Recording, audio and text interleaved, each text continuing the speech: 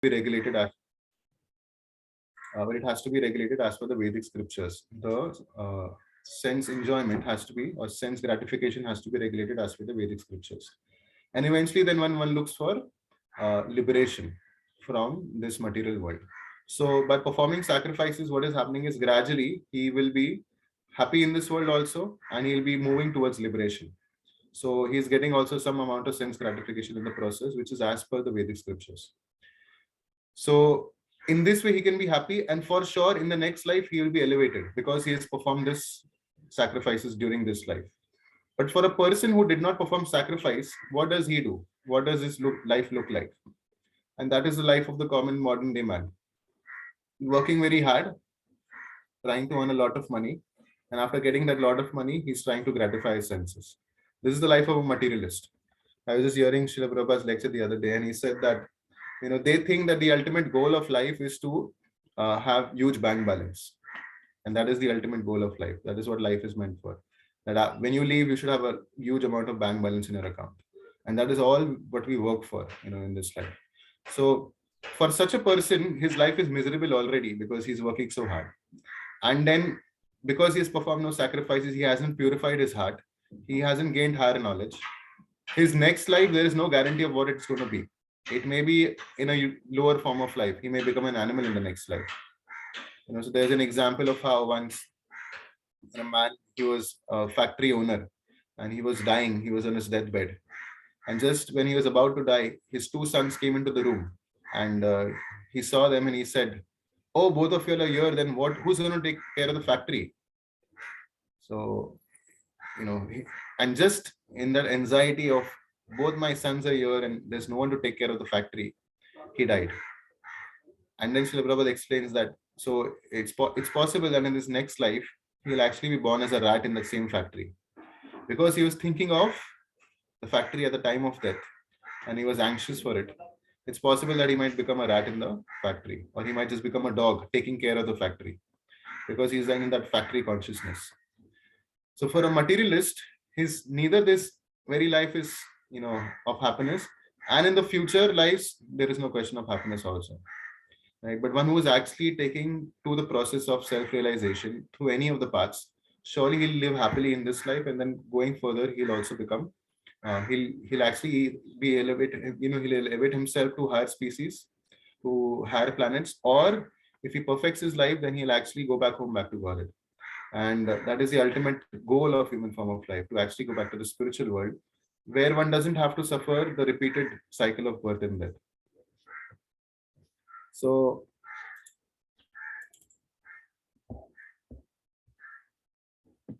yes, so we'll read a little more from the last line. Here it says, the highest kind of happiness that a man can achieve is to be promoted to the spiritual planets by practice of Krishna consciousness. A life of Krishna consciousness is therefore the solution to all problems of material existence. So it's very much possible that performing yagyas, one may go actually to the heavenly planets also. But then, just like we have discussed in the other verses in the Bhagavad Gita, it says, Abrahmana bhuvanaloka punaravartino arjuna, that anywhere you go in the material creation, from the topmost planet of Brahmaloka down to the hellish planets, anywhere you go, there will be repeated cycle of birth and death. And so therefore, the best thing is to get out of the whole cycle of birth and death, go beyond the material world, go back to the Vaikuntha planets, where there is life of eternity and full of happiness and bliss. So now someone may think that, or nowadays there is also a very common conception that spiritual practices are without taking to these sacrifices, or without restraining oneself from sense gratification. There are many people who advocate spiritual practices or spiritual life, and they say you do whatever you want to do in your life, doesn't matter. So there are no rules and restrictions, there are no regulations. But here it's very clearly visible that unless one actually performs the rules and regulations, unless he lives a life of regulation, unless he actually controls his mind and senses, there is no question of him gaining spiritual perfection. So it's not possible. If anyone canvasses that it doesn't matter, you can live whatever kind of life you want and you will still attain spiritual perfection, it's not possible. So one has to be very much regulated, and this entire process of yoga, like we have said before also, is to be able to gain control over our mind and senses. because loose mind and loose senses will always hanker for so many kinds of desire. It'll have so many desires and so many, it'll hanker for so many different varieties of enjoyment. And in such a state, one can not attain perfection of life. So regulated life is very, very important, therefore. So, Ruji, any other points you'd like to add in this? Yes, Prabhu. So I think a very important, interesting verse. So I would like to kind of, and the topic which is going on, which is basically the different kinds of austerities and sacrifices people perform. Krishna says that three things should not be given up: yagya, dana, and tapa. So I would like to focus the attention a little bit more on tapa also, while we're talking about the sacrifice. So I mean, in general term, we understand. What do we understand by sacrifice? Anyone?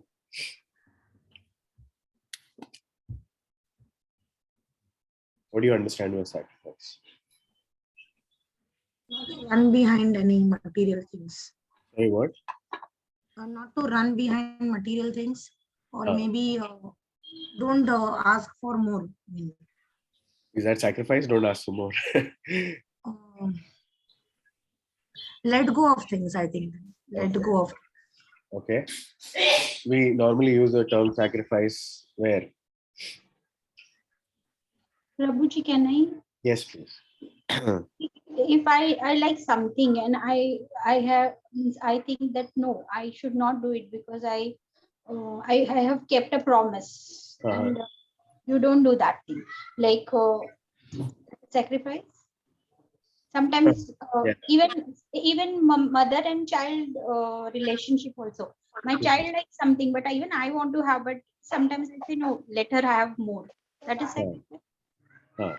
So May I? Yes, please. For me, I feel giving up something that is very important, that is very valuable, so that somebody else may get that happiness.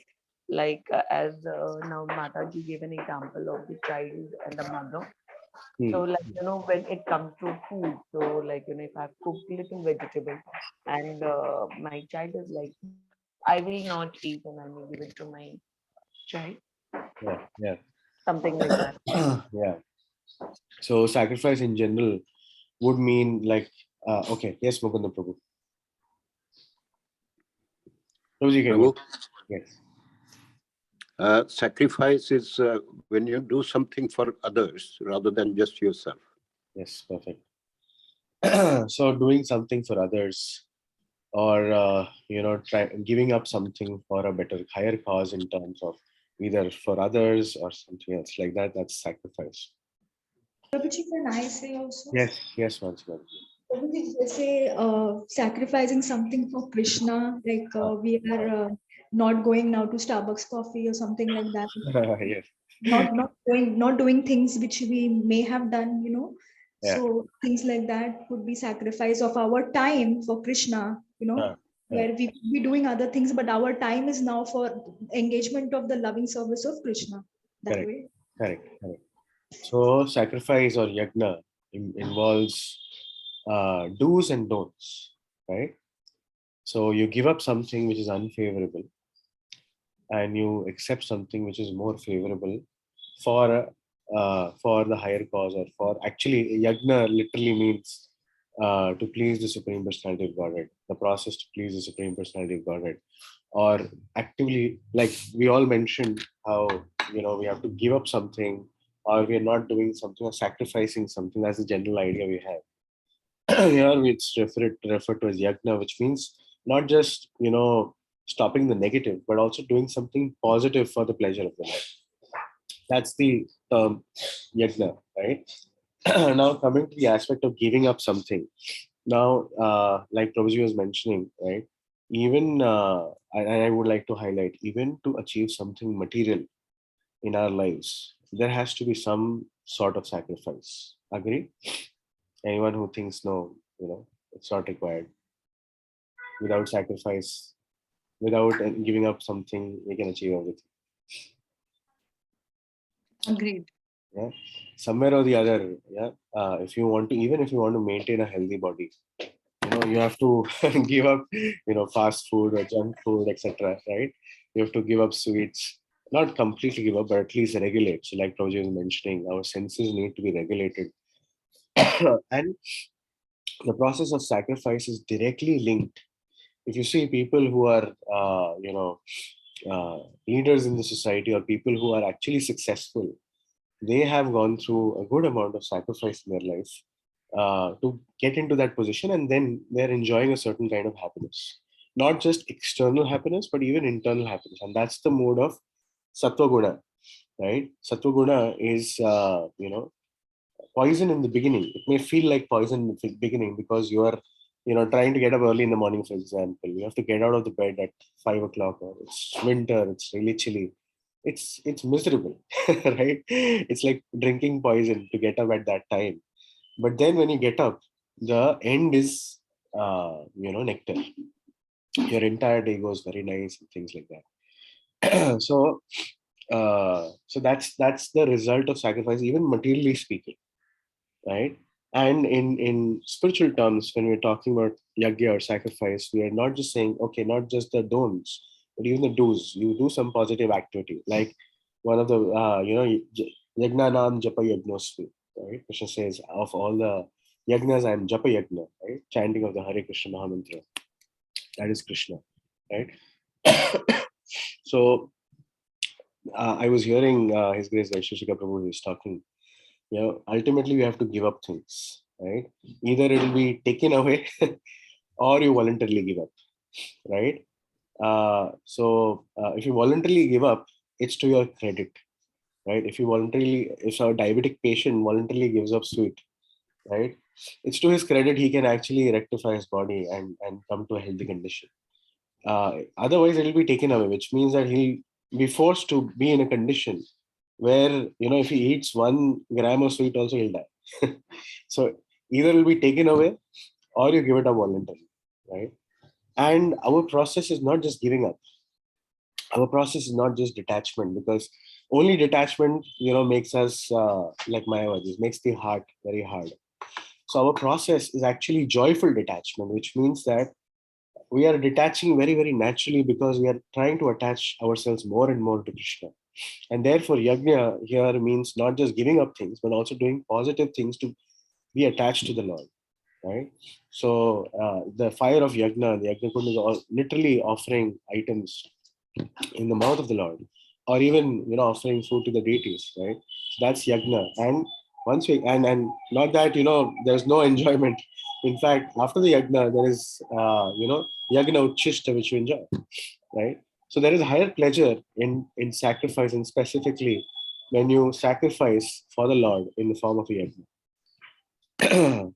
So yeah, I think that's the limited point which I wanted to kind of bring up. Yes, Rosie. Thank you so much for sharing that. So yes, sacrifice is not just giving up, but also accepting the favorable practice. As Prabhuji was mentioning, just again want to highlight that.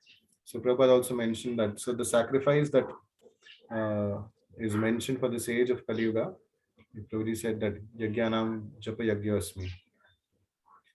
So of course we have been discussing the different kinds of sacrifices, but the practical sacrifice for this age of Kali Yuga is to engage in chanting the holy names of the Lord, chanting this Hare Krishna Mahamantra, and that is given everywhere in so many different scriptures. The Kali Santana Upanishad, it says that these 16 words, syllables, Hare Krishna, Krishna Krishna, Hare Hare, Hare Ram, Ram Ram, Hare Hare. Iti Shodashakam Namnam Kalo Kalmashanashanam Nata Paratopaya Sarve Vedeshu Drishyate. These 16 words can actually counteract all the evil effects of this age of Kali Yuga. And if you go and searching for anything better in all the Vedic scriptures, you will not find anything better. So these 16 words of the Hare Krishna Mahamantra, it's given in the Upanishad that it's the process for this age of Kali Yuga. And similarly in the Srimad Bhagavatam also, it says that Krishna Varnam Prasad Krishnam Sangopanga Sapashadam Yagya Sankirtana Praye Yajantihi Sumedashaha. That so in this age of Kali Yuga, intelligent people will actually worship that form of the Lord who is accompanied by his associates and who is engaged in this Sankirtan process. So the Sankirtan or the chanting of the holy names is the takeaway for us, all of us, as far as yoga is concerned. That we positively engage our mind, our senses, importantly our tongue, in actually vibrating this Hare Krishna Mahamantra. And the more we take to this process, the more that sense of happiness that we've been discussing about will actually be manifest in our hearts. I think Mukunda Prabhu has a question.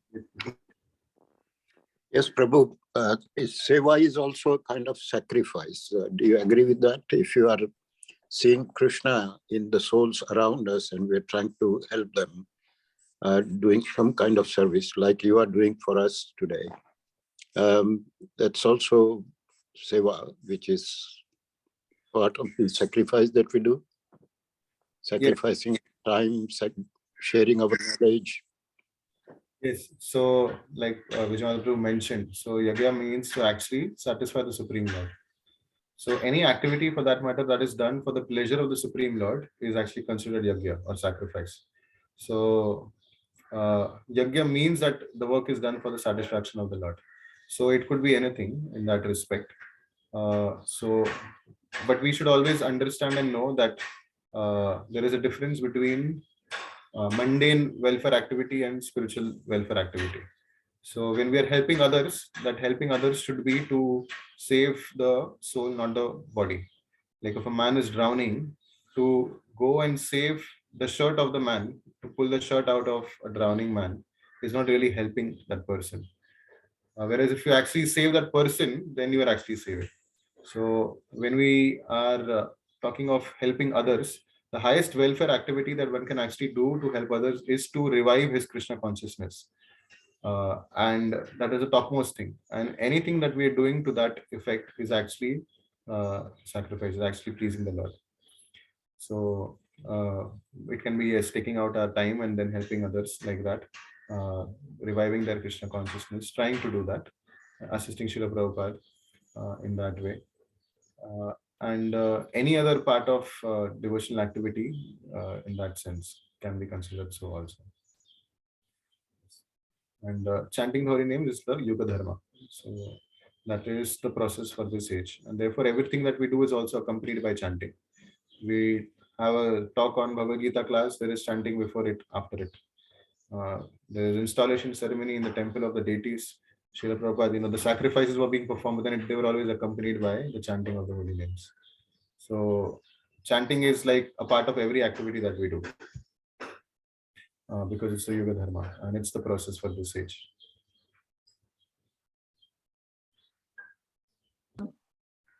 Hare Krishna, Prabhuji. Dandavat Pranam. So when we chant Hare Krishna, we say, please engage me in your service. And when we are surrounded with people around us, all of them having Lord Krishna in heart. So when we are like at home or in our usual workplaces, we are all surrounded by some or other whom we are serving. So if we like serve Vaishnavas, that is also a devotional service. So what is when we are serving people around us, could be our people in our relations whom we are ought to serve, and even serving them, seeing Krishna in them is a kind of devotional service. So when everything is like devotional service, if we start seeing it like that, then Hare Krishna, like the mantra, the sense of mantra of Hare Krishna is actually fulfilled. So can we say that such type of service is what you just mentioned, like serving people to uplift them or giving Krishna consciousness? Like just these were the direct words, but if we interpret in a practical application in our lives, can we say that everything that we are doing as a service, having this feeling of serving Krishna in everything around us, is just as Prabhuji asked the question, the seva is equal to what we are reading? So there's a thin line there. Not necessarily everything that we may do to serve someone's physical needs or physical wants is Krishna consciousness. So that's why I was giving this example of the man who is drowning. If you want to save the man, if you actually instead of saving the man, you just pull the shirt out, but the man is still drowning, then you haven't really helped that person. So when we talk of serving others, the service could be of so many forms. Someone might just open a hospital, someone might just open a school, someone might just open some philanthropic work may go on, and that may be called as service. But then that service is actually on the material platform. So that is pious activity, punya karma, but not necessarily uh, transcendental activity or spiritual activity. So for it to qualify as spiritual activity, it has to be dovetailed in Krishna consciousness. So if one is offering someone food, then that food has to be prasad, that is offered to the Lord, and then it's offered to the person, like that. So in that sense, everything has to be dovetailed in Krishna consciousness. If it's education, then the highest form of education is to, like we'll see in the coming verses, our knowledge is actually over sacrificing material possessions, will be described in the coming verses. That knowledge is the topmost knowledge is to make someone understand that he is part and parcel of the Lord, and then he will be happy forever. So it's not just for giving some temporary fulfillment of his needs, but it's trying to elevate the person to a platform where he will be eternally happy. So, like Vijayanath Prabhu has given this example so many times before also. If a child is, lying on the street and he doesn't know who he is, and you go and try and help him, then one thing is that you can provide food, clothing, shelter for a day or a few weeks or a few months. But if you come to know that the person is actually the son of the richest person in the city, then what is the best service you can do? The best service you can do is actually to take that child back to his father. And in that way, everything is taken care of. Similarly, our service to others is by making them Krishna conscious, which means that that knowledge is actually given of Krishna consciousness. And that is going to be a little more described in the coming verses, what that knowledge means. So, what is a transcendental knowledge? This chapter is called transcendental knowledge. And what is that knowledge? So it's going to be described in the coming few verses. The essence of it all is that we are part and parcel of the Supreme Lord, and then our duty is to engage in His service. So when we do that and we are engaging others in the same way, then that is the topmost thing. And if the service is only meant to serve the physical needs of a person, then that may not qualify as spiritual activity or transcendental devotional service. Just a doubt here. Like we just mentioned, serving someone's physical needs. So we do have Vaishnavas, we do have Guru, we do have people who have like dedicated sannyasis, who have dedicated their lives for the service of Lord in spreading the name and enlightening others. So when we are serving their body, physical body, like we are just giving things so that their physical needs are taken care, even that Krishna defines, I think, as one of the sacrifice or one of the is that also a devotional service? Like when we serve Vaishnavas or our Guru by offering something of their need to them, it could be a physical need because they're already engaged in spreading spiritual needs for society. So anyone who is engaged in it could be different people around us as well, all engaged in different way to simply serve the holy name in all their best possible capabilities. And when we serve them, could we see that also as a devotional service? So serving is different. When we are serving Vaishnavas, that is the topmost thing actually. For a Vaishnava to come to the platform wanting to serve Vaishnava is like the topmost thing in his spiritual life. So when one desires a deep-rooted, he has a deep-rooted desire to serve other devotees, that is like the topmost thing. And that is very much desired and should be done. But that is different from, like Prabhupada would say, this example, so sometimes there were these people who would say that God is there in, I forget that term for it. Narayan is there in every person, and therefore to serve the person's physical needs is actually serving Narayan. So, like that whole idea and concept about Manav Harijan. Gandhi mentioned Harijan. Harijan, yeah. So Gandhi termed and labeled people as Harijan, those who were the lower class. So it's not that because this person is lower class, or and therefore just labeling them Harijan makes them Harijan, which means actually the devotees of the Lord. So it's not like that. It's not that we look at any person on the street and feel that he is Narayan, and then serving him is actually perfection. That is not how it is. So when we're serving Vaishnava, that's a different thing, because a Vaishnava is dedicated his life for propagating the holy name. A Vaishnava is actually the servant of the Lord. And to serve the servant of the Lord is even greater than serving the Lord himself directly. And that is how Narad Muni became Narad Muni.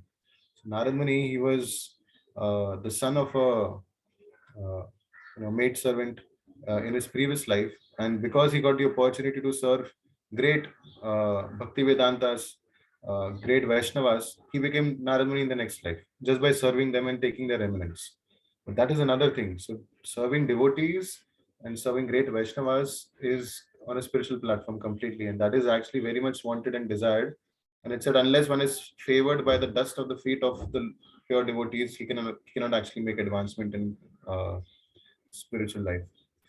That is another thing. But to say that the common man is just the same, and trying to take the dust of a common man or anything like that with that consciousness, that is not the idea. So we have to see the difference there. Yes. Yes, I got that. Yes.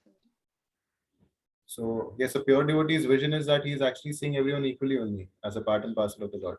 But that doesn't mean that he takes him to be the Lord only. There's a distinction there. So serving Vaishnavas is different. This is actually Prabhuji Vapu Seva, no? Where we personally come and serve the, the Guru Maharaj or our Shiksha Guru. There is Vapu Seva. There is Vani Seva, serving the Vani Seva is when we preach, we spread the message. serve the instructions of the spiritual master. So yes, so Vapu Seva is also important, and that is good. And we can serve the bodily needs of great Vaishnavas, and that should be done, in fact. That is, in fact, the topmost thing for a Vaishnava. Hari Guru Vaishnava Bhagavad Gita.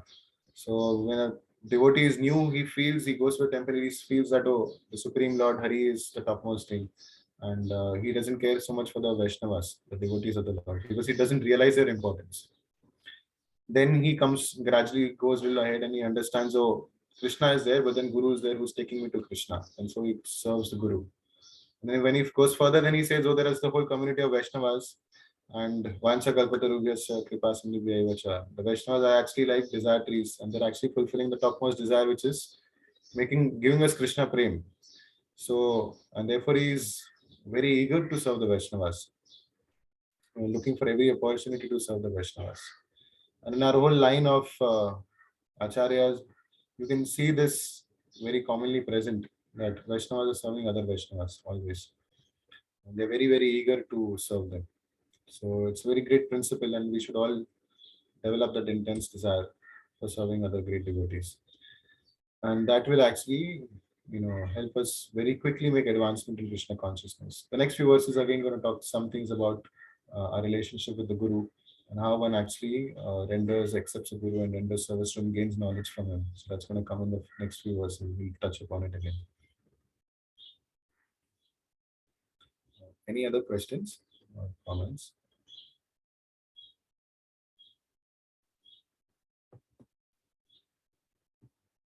So we'll recite the next verse.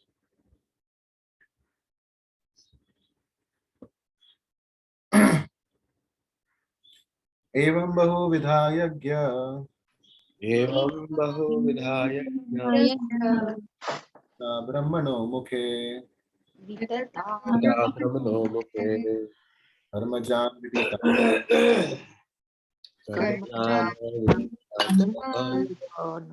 evam gyatva vimokshase.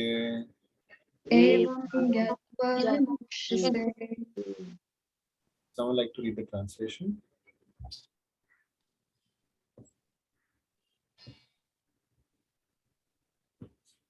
May Prabhuji, Yes, yes, ma'am. all these different types of sacrifice are approved by the Vedas, and all of them are born of different types of work. Or knowing them as such, you will become liberated.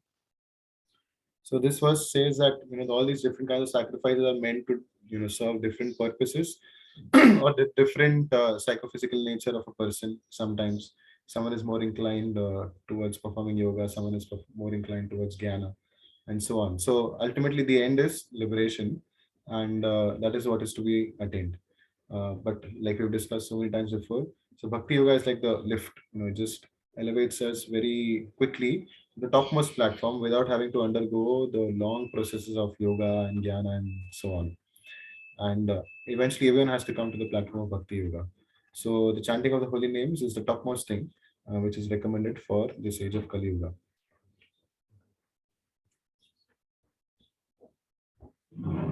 Any points, Ruchi, here? Go to the next one.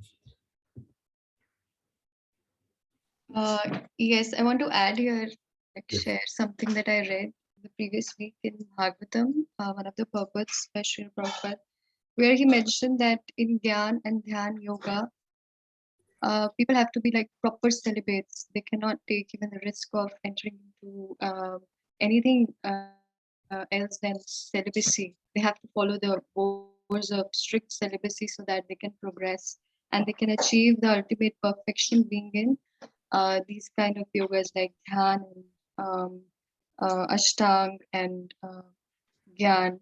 But with Bhakti Yoga, he said the potency of Bhakti Yoga is so strong that we allow people to live in Grihasthas also.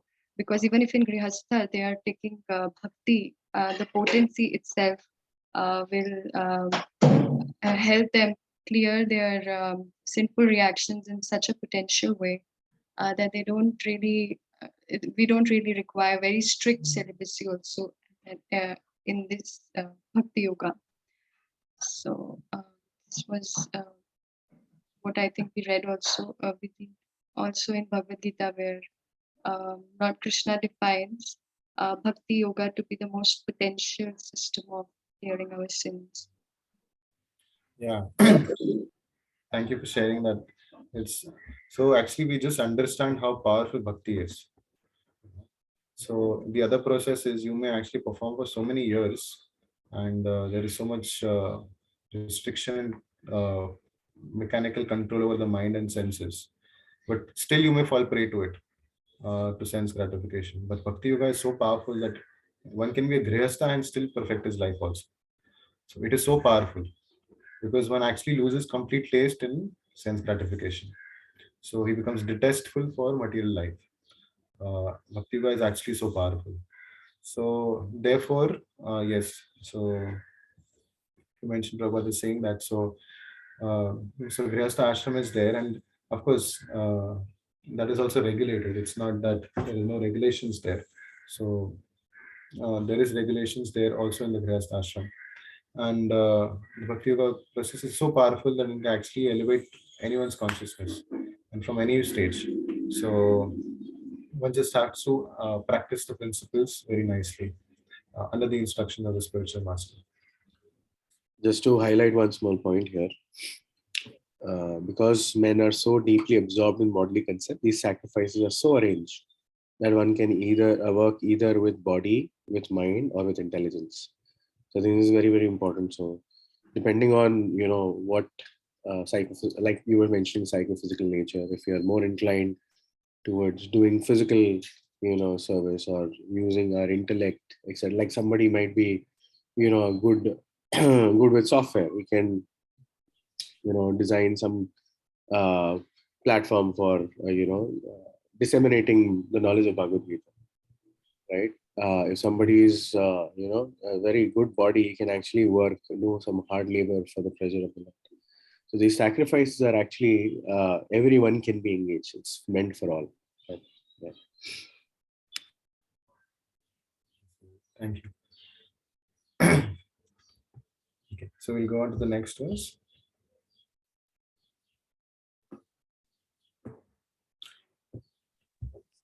Prabhuji, I have a question here. Yes, Madhu. Yeah. Like someone is doing some welfare work, suppose building a school. Then how to do that same thing in Krishna consciousness? Like, what should he follow? So the school is, what is the goal of making a school? Is to give knowledge, right? So when one actually gives spiritual knowledge, then that is like creating a school only. So uh, knowledge is light and ignorance is darkness. So one has to bring everyone in this material world from darkness of ignorance to knowledge. And that is the topmost welfare work.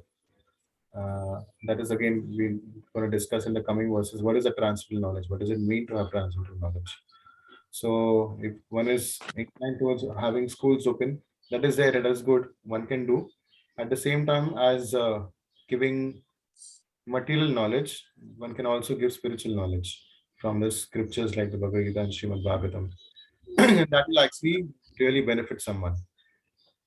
So then if that is accompanied along with the other task, the other work of opening schools, then that is good.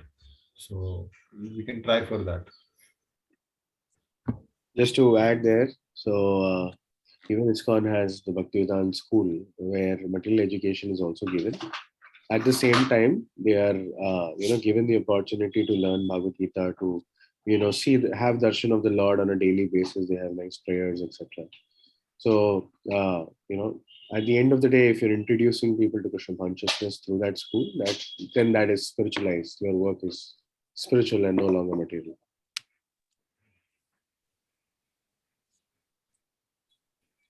Yeah, that makes sense. Thank you, Prabhuji. So Prabhu, yes, Prabhuji. may I recite? Yes, Prabhuji, please. You recite and we'll follow you. Shreyam dravyamaya Shreyan jnana yajna parantapa sarvam karma khilang partha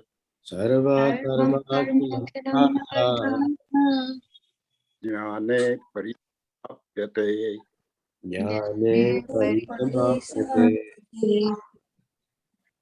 Hare Krishna. So read the translation. O chastiser of the enemy, the sacrifice performed in knowledge is better than the mere sacrifice of material possessions. After all, O son of Pratha, all sacrifices of work culminate in transcendental knowledge. So this verse says that there will be so many sacrifices that one may perform, but the end result of performing those sacrifices can vary. How does it vary and what does it depend upon? It depends on the consciousness with which that sacrifice is actually being performed. So when you have the consciousness or you have knowledge, then the result of that sacrifice will be different from just sacrificing something without having the knowledge of what is the benefit of this, or having transcendental knowledge. Now, what is transcendental knowledge? Transcendental knowledge is actually understanding that I am part and parcel of the Supreme Lord, and Krishna is the Supreme, the topmost living entity, and the Supreme Personality of Godhead. So when one is actually having that knowledge, then the sacrifice will have a different uh, end to it than just sacrificing. Someone is just sacrificing his possessions, giving in charity, but he's not really understanding what is the whole purpose behind it, and what am I to gain from this. So that knowledge, if it is lacking, that will actually lead to some other destination than doing some sacrifices with knowledge. Because at the end of it all, when one is actually performing sacrifices, he is supposed to eventually come to the stage of understanding transcendental knowledge, which is that I am part and parcel of the Supreme Lord, and my duty is to serve him. So therefore, if we just take sacrifices being performed without knowledge and something that is done with knowledge, of the two, it's always better for something to be done with knowledge. So that faith should be there. So we'll read a little more from the purport, which will make it even more clear. So, okay. Nonetheless, there is a mystery about these different activities of sacrifices. One should know this mystery. Sacrifices sometimes take different forms according to the particular faith of the performer. When one's faith reaches the stage of transcendental knowledge, the performer of sacrifices should be considered more advanced than those who simply sacrifice material possessions without such knowledge. For without attainment of knowledge, sacrifice remain on the material platform and bestow no spiritual benefit. So this line very clearly says that someone is, sometimes in the outside world also people give a lot of things in charity and they sacrifice their material possessions. But they may just do it maybe just for a show also sometimes. So that may not be done with a proper understanding of transcendental knowledge of who he is as a part and parcel of the Supreme Lord. So that understanding is lacking, and that kind of sacrifice is also done is also on the material platform. It's not on spiritual platform, and there is no spiritual benefit. Prabhupada is writing here. What is real knowledge? Real knowledge culminates in Krishna consciousness, the highest stage of transcendental knowledge. Without the elevation of knowledge, sacrifices are simply material activities. So any sacrifice that is done without elevation of knowledge, which means if it doesn't bring you to the understanding that I am part and parcel of the Supreme Lord and Krishna the topmost person, I am supposed to serve him, then that sacrifice is actually material activity only. When, however, they are elevated to the level of transcendental knowledge, all such activities enter onto the spiritual platform. Depending on differences in consciousness, sacrificial activities are sometimes called as karma kand and sometimes as jnana kand. It is better when the end is in knowledge. So here very clearly it differentiates between sacrifices performed with knowledge and without knowledge. So it's always better to have the correct knowledge and understanding. And if one just merely is performing some sacrifices without having the correct understanding and knowledge, then that is actually fruitless. There is a similar verse in the Srimad Bhagavatam.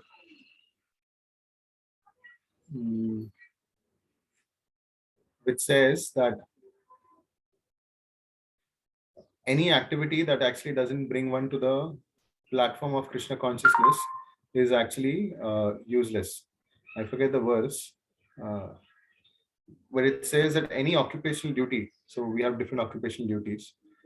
Someone is engaged as an engineer, a doctor, or so on. So everyone is having a certain occupational duty.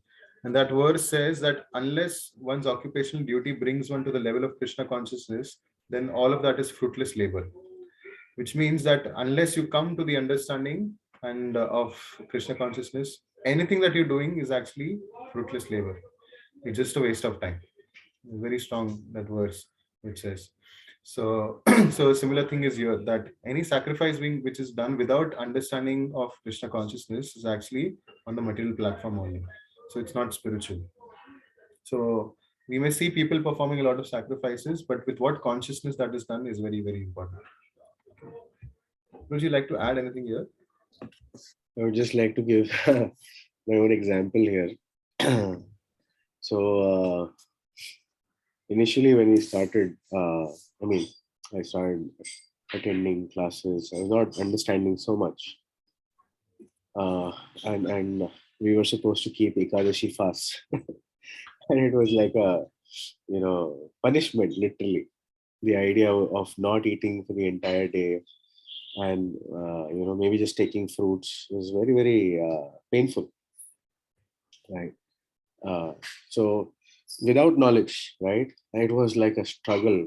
I remember doing the first Nirjala Janmashtami, although the idea was spiritual, it was not exactly falling in the category of, not having any spiritual goal or not having, absolutely zero knowledge, but it was for the pleasure of the Lord, but it was very, very painful. But then, when I actually understood the meaning of the word upvas in one of the classes, upavas means staying close to the Lord. Upavas, right? To live near. So it is actually a day to live near to the Lord. So then, when I try to engage my mind in, different services on Janmashtami Day or other fasting days, I remember I used to, go with one very, very senior devotee, His Grace Bhakti Prabhu. He would travel all around Bombay, going to different places and giving lectures on Bhagavad Gita and Srimad Bhagavatam. So one of the Nirjala Ekadashi days, I went with him from morning 9 o'clock till next day morning. And it was such a blissful day. I did not even think or feel the need to drink water. Did not realize that, oh, I've not drank water, because the mind was engaged constantly in hearing about the Lord. So it was very, very easy. It was actually pleasurable.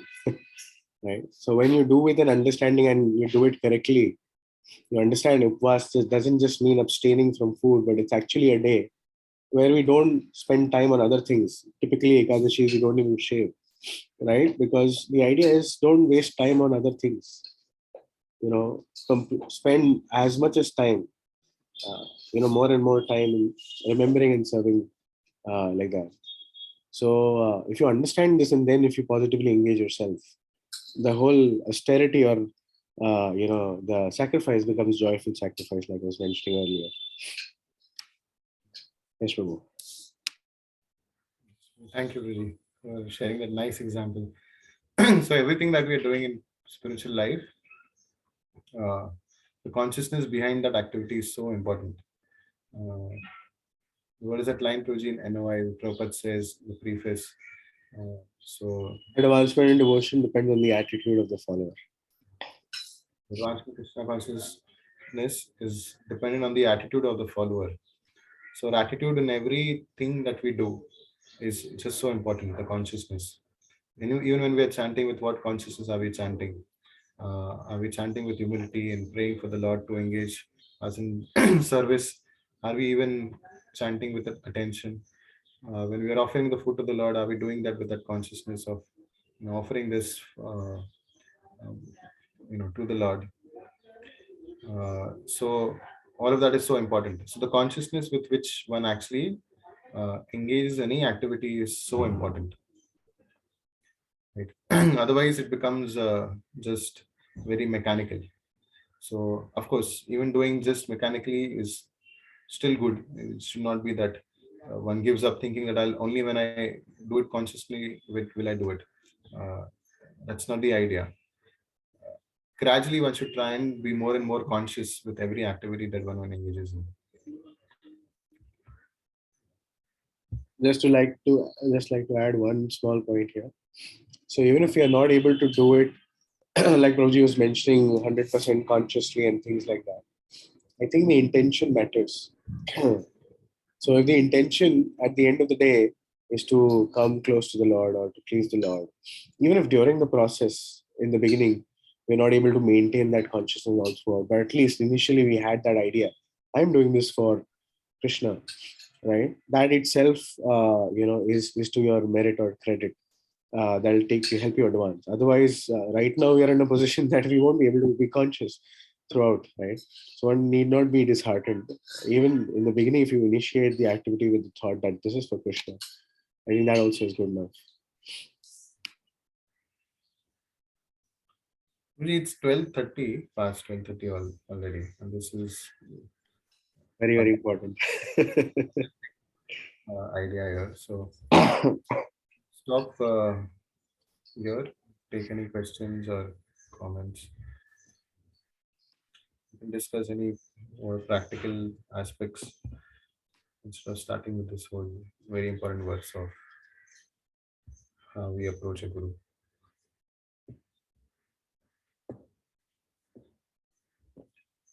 Any questions or comments anyone has? Any takeaways from today's session? Anything that you'd like to share? Anything off the topic? I have a question in mind, Prabhuji. So what if I want to do I want to give my every moment to devotional service, but I do have relationships, I do have different associations, or I could say placements. So being in that circumstance, how to do devotional service? Like we do read, we do hear Shravanam Kirtana Vishnu Smaranam, we do our sadhana, but if I just say to do it in every moment, is it like excluding people around, or just including everything into what I'm doing and making it devotional service? So, like, we cannot differentiate Vaishnavas around us and just start living, or just leave the place and go out and live the place, go out and start living at the place where you find Vaishnavas. But being in this life, being in the very moment, if I want to, the will is to do, how can we apply all this? Yes, that is a very practical question. So, at least the amount of time that we can give ourselves in performing bhakti. Let's say I have a job and I'm going out to work, and I cannot see that in relation to the Supreme Lord, or work for the pleasure of the Lord, that consciousness is not there, or whatever. I have to engage with people around me. So the at least the amount of time that I can do very nicely perform my devotional service, we should try and improve that quality. So if I have like 2 hours for myself for chanting, I have like 2 hours for doing my sadhana, my reading and hearing, and engaging in some service, and maybe an hour more, whatever. So 4, 5 hours, 6 hours in a day, if I'm able to take out for performing bhakti, then I have some amount of time for cooking. So I try and cook also with the consciousness of trying to please the Lord, offer it, and then I'll give it to everyone else. So like in that sense, that can also be spiritualized, and little by little trying to encourage everyone in the practice of Krishna consciousness. So whatever we can in our day, give exclusively to the Lord. That should be done with a lot of good quality. So if we do that, then the clarity of how to do other things will come, and automatically the Lord, also seeing our intense desire for serving Him, will help us progress further in Krishna consciousness. So yes, we all have responsibilities. So we have responsibilities horizontally towards people around us, and there is a vertical duty, a vertical responsibility, which is serving the Supreme Lord, who is the Supreme Father. So at no point should we neglect the vertical responsibility. That should always be there, irrespective of our surrounding. And at the same time, we continue our horizontal responsibilities also towards the people around us. So whatever we can, we do it with the best quality, and gradually, little by little, try and introduce people around us in Krishna consciousness, and that also becomes service then. That is no more than material, trying to help others around us. So we can find ways and means of engaging in people in Krishna consciousness. There was someone who just mentioned the other day how they engage some of their family members in service. Not family members may not always be ready for maybe chanting. They don't want to chant, or sometimes they don't want to read scripture, they don't want to hear lectures, but they might be okay and happy to do some service, something that is of their interest. They might easily want to take it up. So if one engages someone like that in some service, that is also great. That is also actually devotional service. So we can try and find ways and means by which we help ourselves, by giving good quality time in our practices. And at the same time, other times we can gradually introduce them to Krishna consciousness. There can be different ways practically, giving prasad, or engaging them in service. So many different things can be done. So we do our best. Yeah, like you mentioned, that just doing whatever we can do in devotion, and then as Lord Krishna also mentions one of the shloka, tesham satatam yuktanam.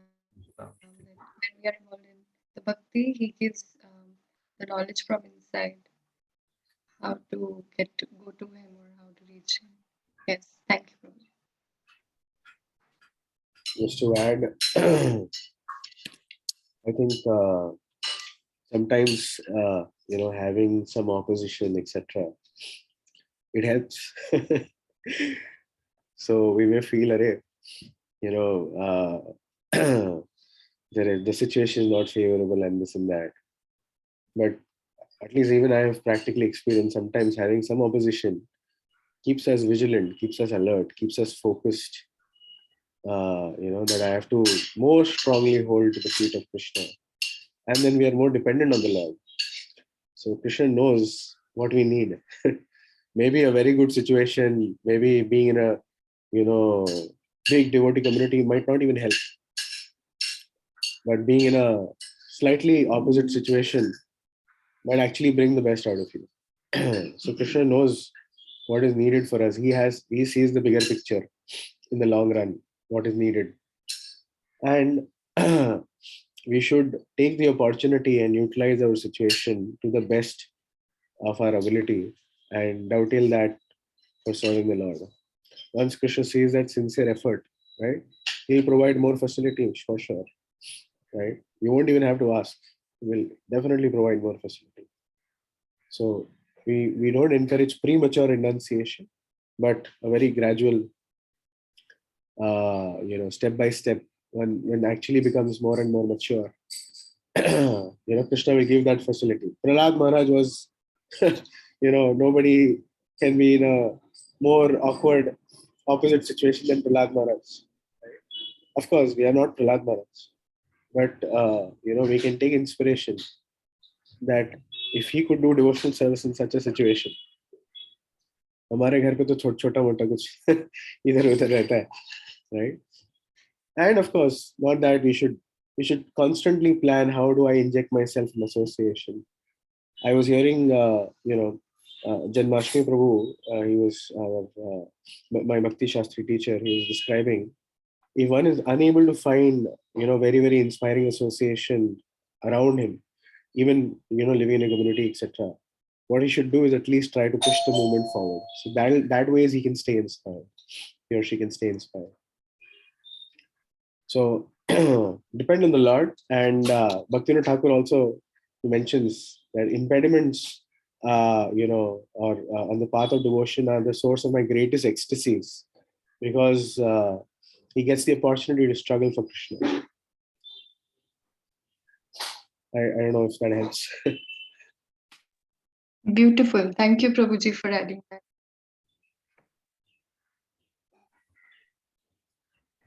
Any other questions?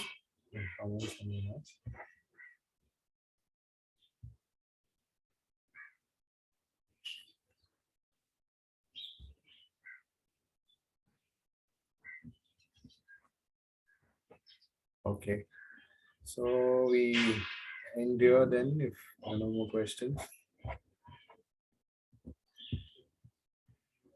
Yes, Roger.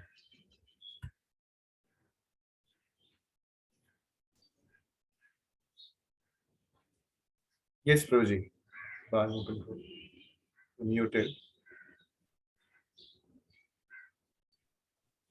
Yeah, just making sure that you have received my recorded 12th and 15th chapters. Yes, Proji. I did see it. It's very beautiful. So Proji is that is like a whole recitation program you do for devotees there.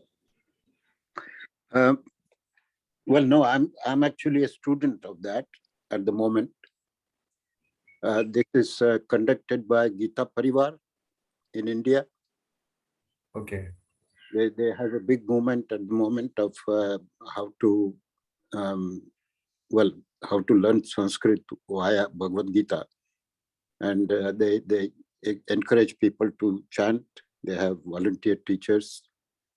A very nice program. It's gitaparivar.com and also learngita.com.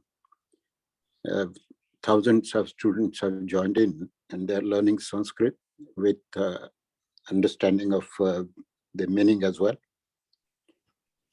And the first stage is these two chapters, 12th and 15th, level 1 they call it. And everybody has to produce a video of their own recording that then goes to the teachers, and once they approve, you get a title called Gita Gunjan. And then after that, you learn some more chapters, four more chapters, that's level 2. Then 6 chapters, level 3, and last 6 chapters, level 4. When you complete all the proper pronunciations of that, then you complete this course, and then you can take some more exams depending on how much memorization you can do. So you can do 2 chapters to start with, then 3, 4, then 9 chapters and 18 chapters. There are quite a few people I've come across online who have completed 18 chapters. And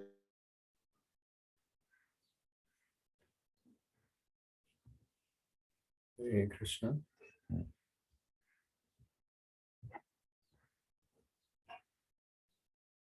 Hare Krishna. but you can ask them to just give the shlok number and chapter number, verse number and chapter number, and they will recite that. It's just amazing experience. So in addition to what you are doing for us, Prabhu, I'll encourage people, especially those who want to learn a bit of Sanskrit pronunciation, to join that website. Yes. A lot of people are benefiting from it. While you were speaking, I was just thinking we could also do something similar, with our group. Maybe so. Actually, okay. So first is let me just tell about the couple of other things we are doing as a group. Every day there is Srimad Bhagavatam reading that's happening from 9 to 10 in the night, and anyone who is interested can also join that. So Srimad Bhagavatam reading is happening every single day, the weekdays, not on the weekends. The other is every morning we have chanting japa from 6 to 7. So you can all join online for that as well. And just while you were speaking about the Bhagavad Gita recitation, so I don't know, maybe we'll discuss with Roji also, Vijayamala, that we could also have something similar going on for devotees. I think there are quite a few people who would be interested in trying to learn the verses and being able to recite them. So maybe there is a program called CHAD, chapter a day. So we can decide if you want to recite 1 chapter a day, and that could be something that takes 15-20 minutes. We can all get together every single day. Either we recite the Sanskrit or we can recite the English translation. Ultimate goal or idea is that we should know what the Lord is saying and try and implement. So we can even do the English, or if people are interested, we can also do the Sanskrit. So daily recitations, I think, will help. If Sanskrit, then it will help you understand the language a little bit. Slowly and steadily, you'll get the words, you'll pick up the meanings, etc. If you want to do the English, that also is great. You understand what the Lord said, where, which verse. So how many of you would be interested in, let's say we had a recitation of a chapter of Bhagavad Gita. I'm not sure if it's possible, very easily possible for every day, maybe once or twice a week, something like that, or a few days in a week. We can come together and just recite the whole chapter of Bhagavad Gita. And maybe you can. What we can do possibly is everyone can actually do 1 chapter a day on their own, and maybe once or twice in a week we can come together. take this vow of reciting the whole chapter in a day. It just takes 15-20 minutes, or maybe a little bit more, sometimes a little less, depending on the number of shlokas. And if you do the English, I think it will be more faster, depending on your time.